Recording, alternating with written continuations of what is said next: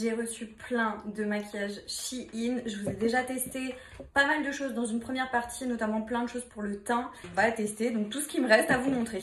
J'ai reçu un produit que j'avais déjà, il me semble. C'était un produit, vous savez, pour faire des fausses taches de rousseur. C'est comme un genre de liner.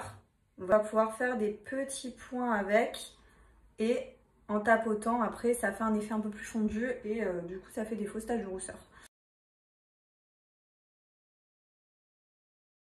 Et donc là, on a vraiment une teinte un petit peu orangée, ce qui fait vraiment, ça fait vraiment tache de rousseur.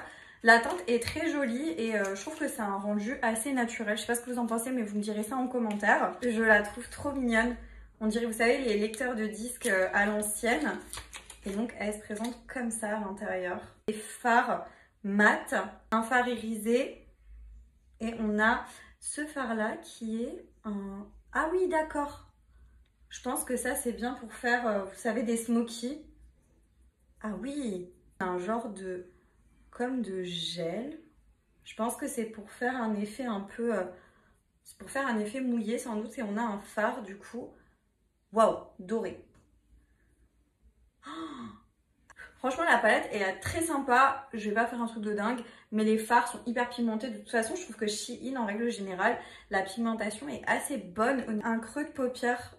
C'est assez poudreux par contre. Je vais prendre cette teinte qui est là.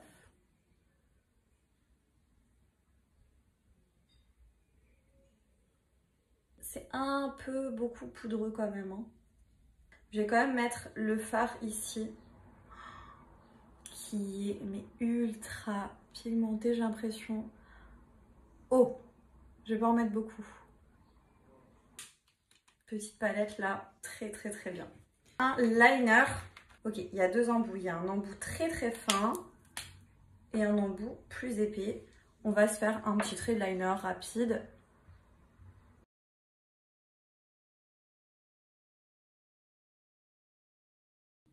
J'ai rien à dire. Et si tu veux faire des choses vraiment ultra précises, t'as le petit. Mais franchement, la pigmentation, elle est vraiment vraiment bien.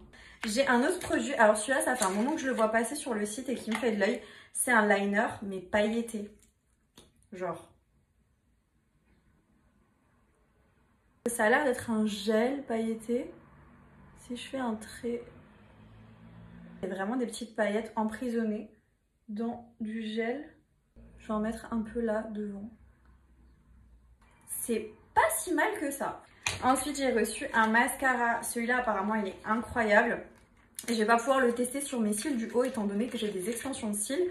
Mais pourquoi pas sur les cils du bas. Et je crois que je l'avais déjà testé, mais il y a longtemps. En gros, il y a deux embouts. Vous avez cet embout-là. Et qui est comme ça. Donc, let's go.